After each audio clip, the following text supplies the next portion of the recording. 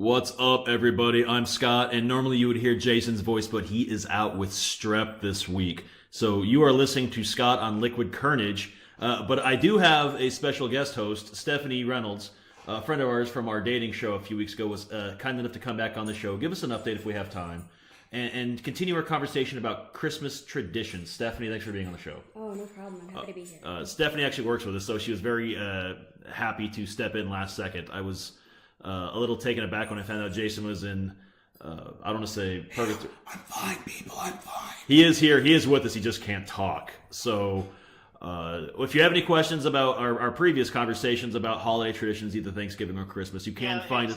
Scott, this is your executive producer, Tom. How What the? Yes, how did that happen? How did you've been on hold for 8 weeks now, Tom? Yes, I know I've been on hold for 8 weeks. Well, Why was I not the first call when Jason was out? because you don't ever pick up your phone.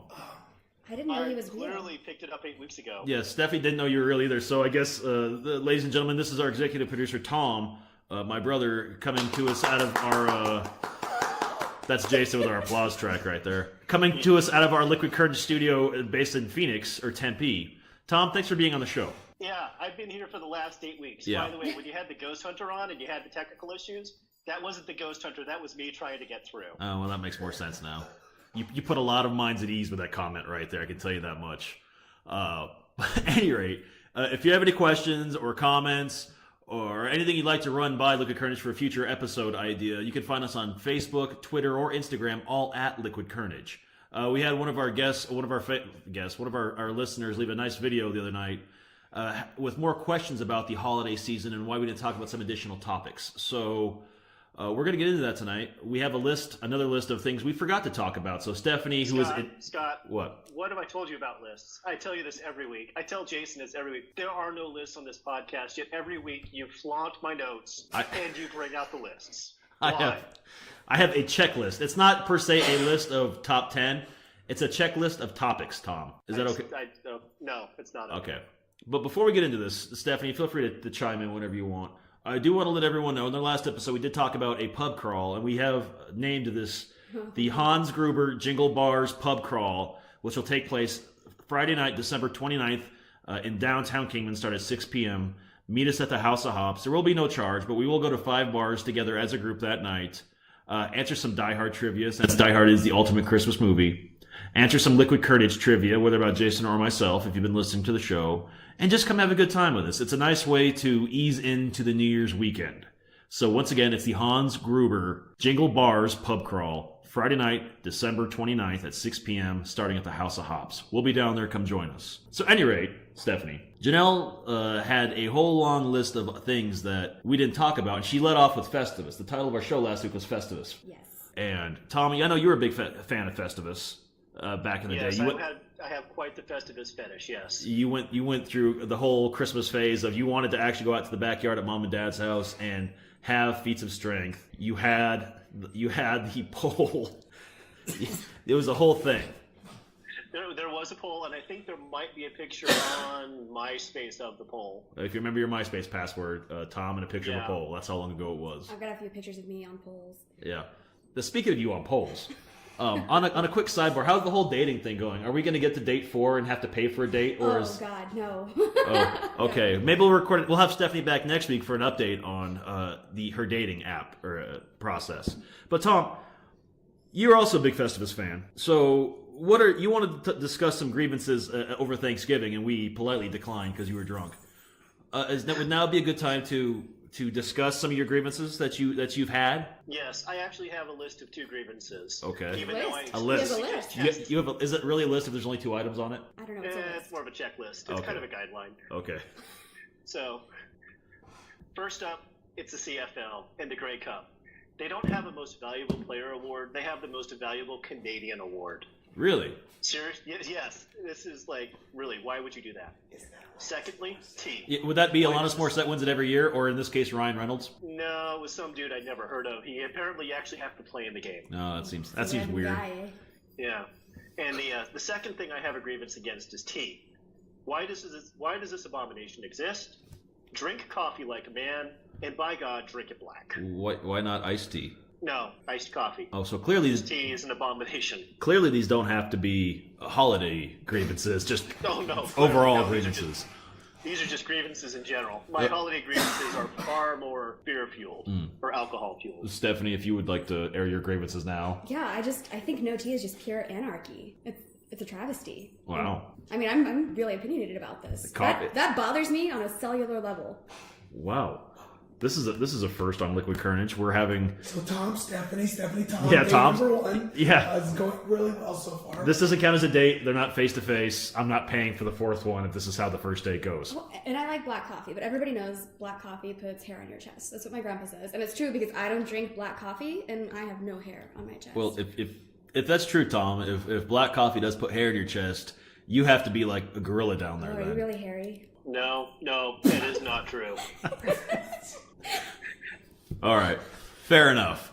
I don't really have. I think after listening to last week's episode again, I think you heard most of my grievances, and they're mostly holiday based. I apparently get really agitated and angry during the holiday season about all the stupid traditions. You're always angry. I am. I'm always angry, and that's not true. That's true. It's true. Yeah, it's true. I have a lot of anxiety, so I'm always angry. So we'll just go ahead and skip my grievances because that could take up the rest of the show. But what are some other traditions about Festivus that you really enjoyed, Tom? Really it's the airing of the grievances because I always lose at the pizza strength. And then really after that, it's just, drink with the family and, remember why I don't live in Kingman anymore. Oh, yeah. So that'll lead us into our next conversation topic it's also been brought up a few other times, both inside of work and outside. Is it okay to say Merry Christmas or Happy Holidays now? I always say Merry Christmas. I know it's not politically correct. I don't know. If somebody wished me a happy Kwanzaa, I'd just be thankful that they were thinking of me on their holiday. It's just... No, that's true. I mean, what about you, Tom? Are you a Merry Christmas or Happy Holidays guy? I'm more of like a Happy Tuesday kind of guy. I don't even acknowledge the holiday season. Yeah, well, that makes sense. God's a happy ending. I was just... Yeah, Jason just pointed out I'm a happy ending guy. That's going to be a weird conversation topic later on. I don't care either way. I will usually respond with whatever you respond with to me. If you say Happy Holidays, I'll say Happy Holidays. If you say Merry Christmas, I'll say Merry Christmas. I don't really go back and forth on what's politically correct. I'll just usually match what the person says to me, but I'll very rarely ever say it first. But if you see a Muslim, are you going to just say Merry Christmas to a guy who's got a turban on his head? Well, no, that's why I said I'm not going to say, and I don't know if anyone heard what Jason just said right there, because it's like the podcast whisperer. He really wants to get involved, and it's literally it's eating him up inside. If someone that does not practice the Christmas and Christian traditions, would you say Merry Christmas to them automatically? And I would say probably not. I'd use my best judgment, but like I just said, I would let them initiate what kind of holiday greetings they want to give first. I think pretty much as long as you're not saying, Happy Winter, my God says you're going to hell, you're pretty safe. I think you're probably okay right there. There's worse things to say. And if your holiday greeting is a big concern to you, maybe hello, how's it going, or you have a nice day. You don't have to worry about the holiday greeting. It's optional and it's not required this time of year. I don't know. I think people get too weird about that. I feel like we should just coin something really cheesy that works for everybody, like keep it frosty. Oh, you know so what? awkward. That's right. Maybe that's what you do. Maybe 2017 holidays should be about making it awkward for people. Yeah. You're comfortable with it. Make it awkward for them. Can we make keep it frosty a thing? Keep it frosty. Oh, yeah, we're gonna try that. We're gonna end the show with keep it frosty and see how that works out for us. I'm sure I'll get some production notes on that from our executive producer later on, since he figured out how to get it. You are so going to get some notes from that one. I'm sure. He's into it. Yeah, he's into it. Yeah. All right.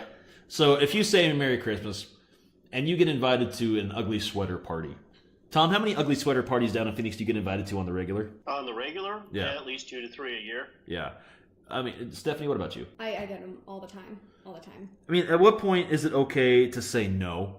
I don't want to be in your fucking ugly sweater party. At the point when there's no alcohol involved? There has to be alcohol Yeah, involved. pretty much. Yeah. If there's No alcohol involved, I'm alcohol. not saying no. It's the holiday season is about getting together with your friends and your family, and nothing says getting together like getting drunk together. But you don't have to put on a god-awful ugly sweater for it. Once a year's fine. I've got friends that throw a party every year for it, and I'm okay doing it for them. And they've had it for 3 years, and they've worn it once. But I'm not into the ugly sweater thing. I don't think it's not fun to me, because now that corporate America has figured this out, they're charging $100 a sweater that used to be $10 on the clearance rack at Ross. I'm just not into it. I don't think it's I wouldn't do it. Yeah. See, my trick for that is I just stopped buying ugly sweaters and started showing up to the party in a regular sweater. And said, this is the sweater, I brought the ugly. Oh. So, you know. Wow. It's easier that way. That's a very nice approach to it. That's one way to keep it mixed up and keep them on their toes. Yeah. Keep it fresh. That's one way to keep it frosty this holiday season. I like that. So, are you going to an ugly sweater party this year, Tom? I am not. At least not yet. Not yet. I mean, I'm sure the party season is in full swing down there where you're at. Are there a lot of parties? Like, do you have a department party? Do you have does your inner circle of friends have a holiday get together? I mean, what do you do down there for holiday parties? Oh gosh, yeah. So right now it's all of the company and business parties. I think there's 2 or 3 in the next 2 weeks for the various groups I'm associated with down here. And in friends, it tends to be between Christmas and New Year's because that's when everyone actually has time off. But, everyone's married and with kids and, families all over the place. So even that's tough now. It's just kind of a, throw out the invites and see who shows up kind of situation anymore. Well, since you brought up company parties, that leads me to my next question. How drunk is too drunk at a holiday party for your company? That's 2 drinks. That is something that everyone struggles with at least once in their professional career, if not 5 times. I think you're right. 1 or 2 drinks. Keep it classy somewhat.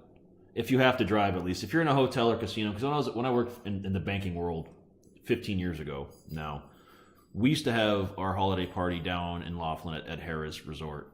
And we would get rooms, we'd have a massive party, and you needed that room by the end of the night because drinks were cheap, and man, everyone got fucked up. Completely fucked up. Everyone's hungover 2 days later walking into Monday morning. So that was back for a smaller company. The bigger corporate companies, definitely. Would you say 1 or 2 drinks, that's it, Tom? Yeah, typically it was like the 3 drink tickets, and then the last time I went to a big company function like that, it was for some of the doctors I used to work with 10, 12 years ago. They had a casino night, and it was this big dance hall, and people knew that I liked to partake, and so I got handed a lot of free drink tickets. And then that turned into an after party at the Valley Ho, and then that turned into a walkabout at downtown Scottsdale, and that turned into me getting slapped and finding my way back to my truck at 5 a.m.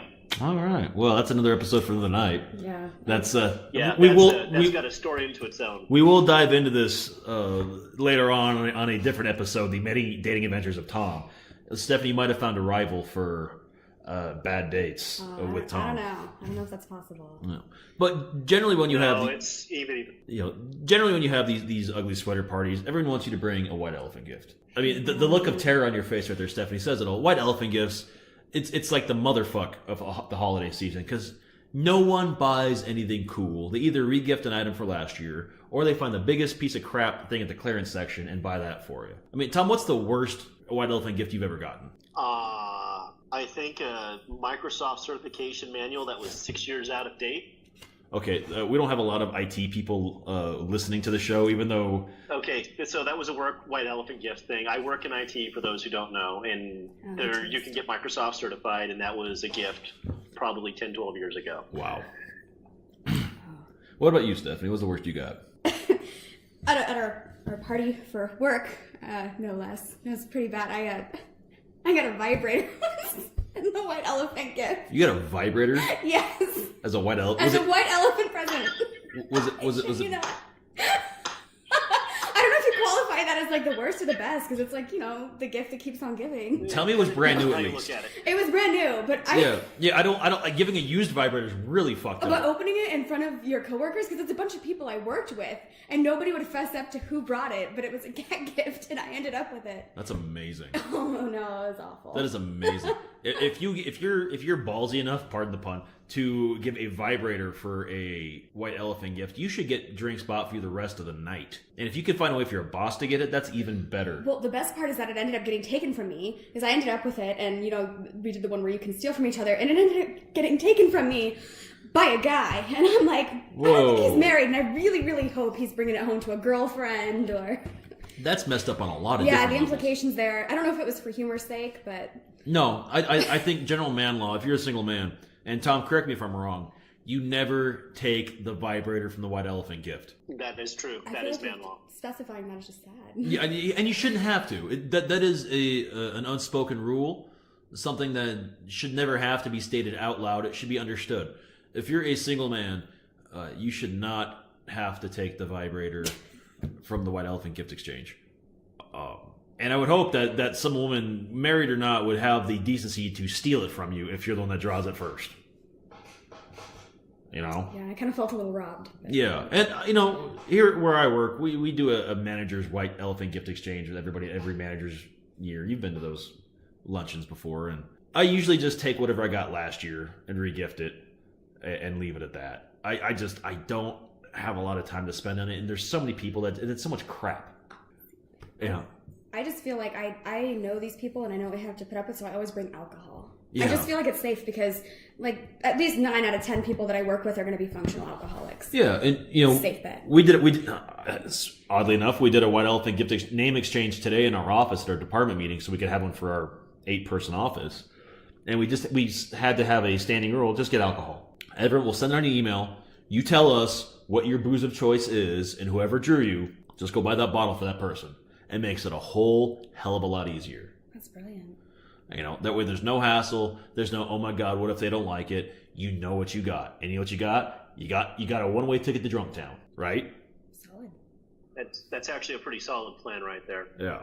Now we'll actually see if it actually gets executed that way.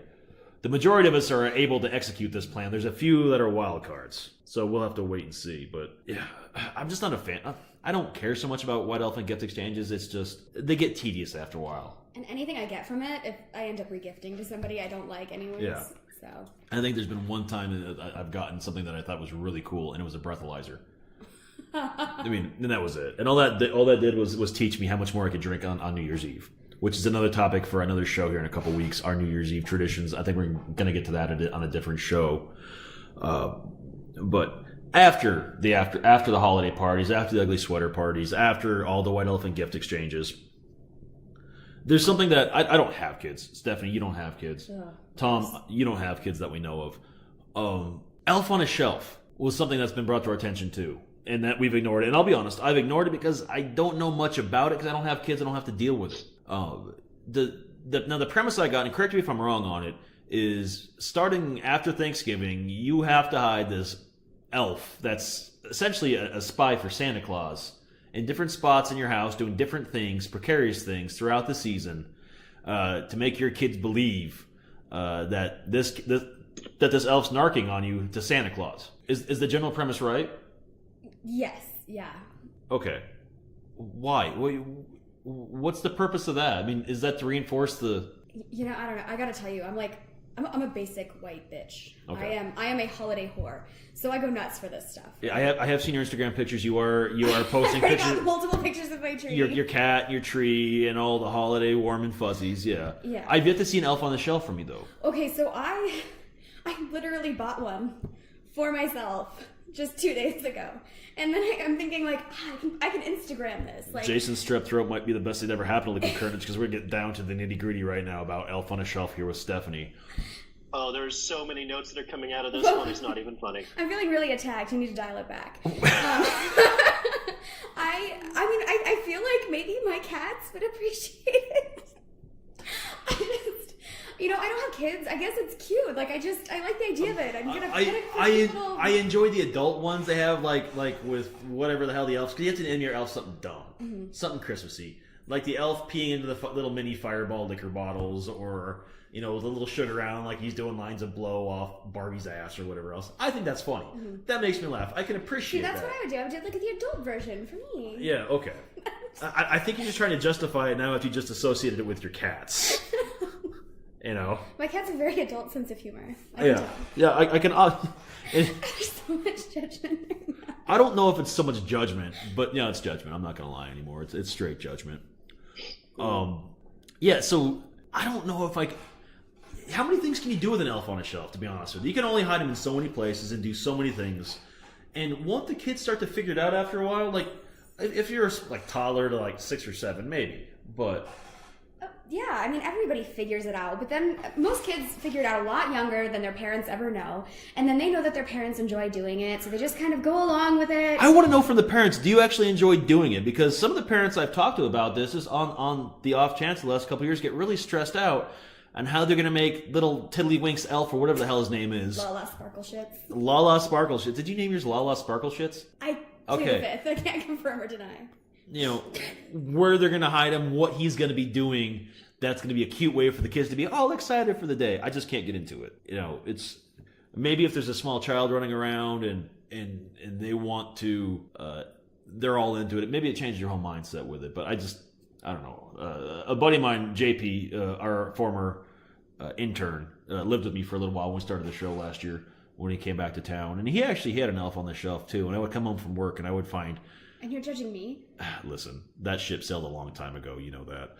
That's true. Yeah, I judged you back when we were doing improv stuff. You know that. Okay, yeah. I would come home from work and while JP was looking for a job, I would find the elf like on our counter holding a candy cane a la Negan from The Walking Dead and all of his action figures like on their knees in front of him. Do you want to have an eye popping out? Not yet. I'll find you. Not yet. He couldn't figure out how to recreate Glenn's eye popping out. That's not a spoiler alert for anyone that hasn't seen The Walking Dead, but if you haven't seen that episode by now, that's not our problem. But yeah, he would do things like you're talking about. He would try to make him entertaining, and it's fun. But I don't see the appeal. How come there's nothing for the Easter Bunny? Okay, like a chick, like those chicks, those marshmallow peeps. Why is there not a marshmallow peep on the shelf? Okay, I agree with that, but you're also talking to like the holiday horror here, so I go all out for Easter too. I'm 27 and I still hide eggs. I hide them from my dad, okay, this time. We are going to get into a whole other episode here. We're lining up our episodes for 2018, Tom and his dating stories, and Stephanie. I filled them with little shots of alcohol. It's perfect. It's like an adult Easter egg. There's so much... I know the audience at home can't see this, but there's so much judgment on my face right now. There's a shit ton of judgment. I'm going to have like chapters of notes on this episode. Would it not bring joy to you to find little eggs filled with liquor? Just bottles of liquor? No, I just bring me one big bottle. It's much more efficient that way. Oh, but then you can't like hide them. Our buddy Bennett does Jello shots. We went to Williams one year for Easter, and we hid Jello shots in the kitchen. And when I said we hid Jello shots in the kitchen, we put them in the fridge. And whenever we wanted to go find an Easter Jello shot, we would go to the fridge and take one. I do like scavenger hunt style. Yeah. I'm still gonna say no on that. You know what? Fuck you. Just fuck you. All right, so I'm gonna say no on the elf. Apparently, Stephanie is gonna say yes to the elf. Tom, are you on the fence? Are you for the elf on the shelf? Or are you no on the elf on the shelf? You know, I enjoy the elf on the shelf on social media and seeing the pain and misery my friends have to go through on the elf on the shelf. Like I did enjoy Jason's Negan recreation last year or the year before, whatever it was. But yeah, I have no interest in moving said elf around to make my kids fear the NSA surveillance state when that can really just be done with their phone. That's fine. That's true. Speaking of NSA surveillance tape done to their phone, a lot of phones are given as gifts for Christmas every year, and Stephanie just rolled her eyes so hard that she gave herself a concussion. What is the proper spending limit on gifts for significant others, whether it be wife, husband, boyfriend, girlfriend, kids? I mean, what do you like? Is there like a level? You were married, so what was your spending limit for your husband versus when you guys were dating? Again, holiday horror. I go balls to the wall, like no matter what I'm doing. So it's probably relatively similar between the two, but I don't know. Like I think for significant other, it depends on how much you make too. I think it should be proportionate. Like, isn't there like a rule about wedding rings? Yeah. What's the engagement ring? It's like 2.5 months of salary, something like that. Yeah, 2 months salary. Yeah, 2 months salary for your wedding ring. So I mean, $200 may be feasible for some person, while maybe 50 is feasible for another. And they say it's the thought that counts. Yeah. That's true. I mean, what's the most you've ever actually spent on a significant other? I would say about 500. Yeah, I'd say about 500 too. Now, Tom, I know you took someone on an all 5-star Disneyland vacation. Wow. Yeah, I remember. I'm pulling this one out. Yeah. Wait, as many moons ago. I can't even get a guy to pay for a date. Right there. Yeah, it's a thing where I think you're right. I think it depends on how much you're making and how serious you are with the person. Because what I get someone I've been dating for 3 months versus a year, 2 years is vastly different. Vastly different. And what I'm going to spend on that, even time and thought wise, is probably going to be vastly different though too. I mean, it's all just depends on the level of the relationship you have. But what about kids though? I mean, we don't have kids, but my ex had a 10-year-old, 11-year-old, 12-year-old were together, and I think she's between 500 and 1,000 is all said and done is what was spent on them every year, which isn't bad, I don't think. What do you think, Tom? No, that seems about right on a per kid basis. Yeah. Yeah, I do like to strictly enforce the alcohol for friends rule. If you have to buy something for your friends, please stick to alcohol. If they don't drink, a nice gift card to Starbucks is probably just as well. Shopping for your friends is hard, and I'm 36, going on 37. I'm not going to buy something for all my friends. I don't expect them to buy anything for me, unless we're doing a white elephant gift exchange.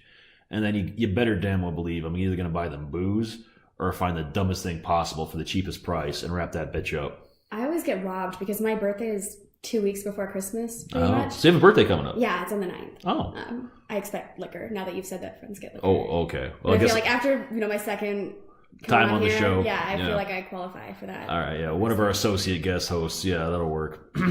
But, so I always get the combined gifts for my birthday and Christmas. That blows. And always, even from family, and it used to piss me off because my sisters are born in November, and they don't get a fucking turkey for their birthday.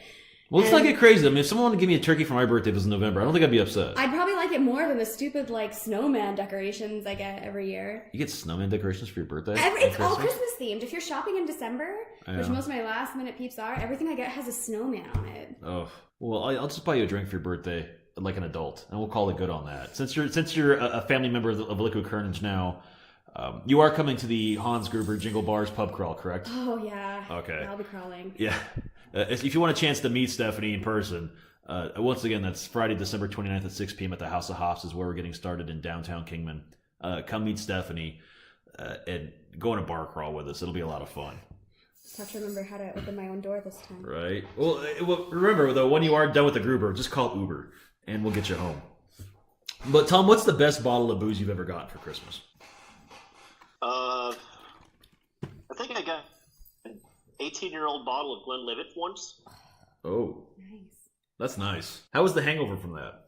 Yeah, it was really nice. I wouldn't know. I only did it in 1 ounce doses over the course of 9 months. Oh, wow. It was just a good, easy drinker. I loved it, and that got me hooked on single malt scotches. Oh. What about you, Steph? What's been the best bottle of booze you've gotten?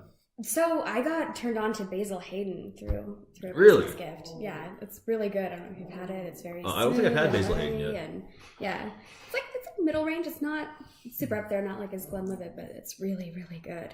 I got a bottle of Don Julio tequila, and I prefer tequila over whiskey anyway because I can't shoot it anymore, so I like to sip it.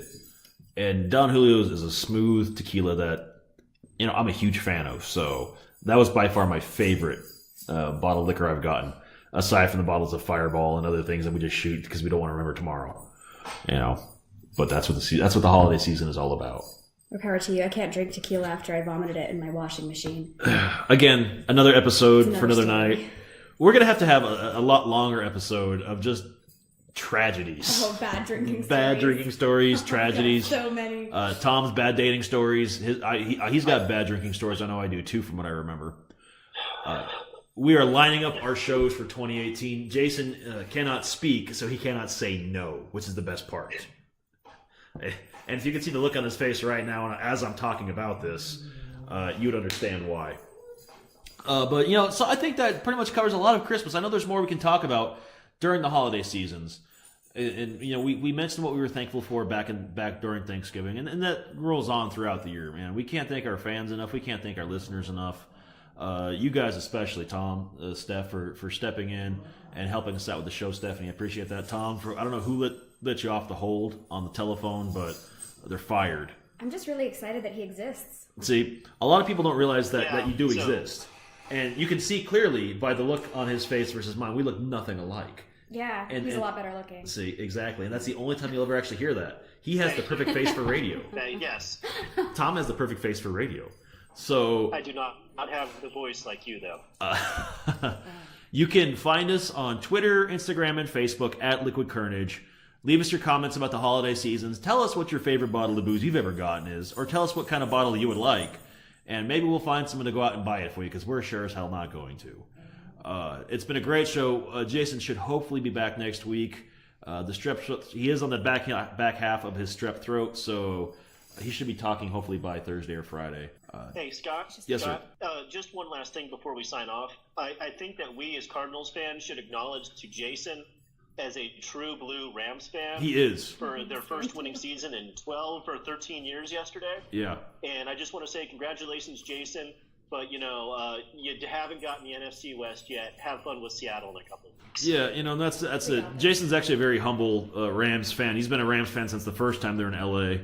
and through all their bad seasons and whatnot through St. Louis and now back to L.A. So I openly admitted to him that I'm glad he didn't come out to the bar to watch the game with us over the weekend because of his sickness, because I didn't need to hear him rubbing it in about how much better his team is versus us. That being said, please... you'll see more about it on Facebook and Instagram and Twitter. The Hans Gruber Jingle Bars Pub Crawl, Friday, December 29th at 6 p.m., starting at the House of Hops. We'll go down there. We'll head over to Blackbridge Brewery, cut across to the wine bar. We have to stop at Sporty's and finish at the Rickety Cricket Brewing as the night ends. So we're going to start and stop at one location. We'll go through all downtown Kingman, Friday, December 29th. So once again, signing off for Jason. Stephanie, thanks for being here. Keep it frosty. Tom, go back to your cave. I'm Scott, and remember, if you don't know what to say, have yourself a little bit of liquid courage.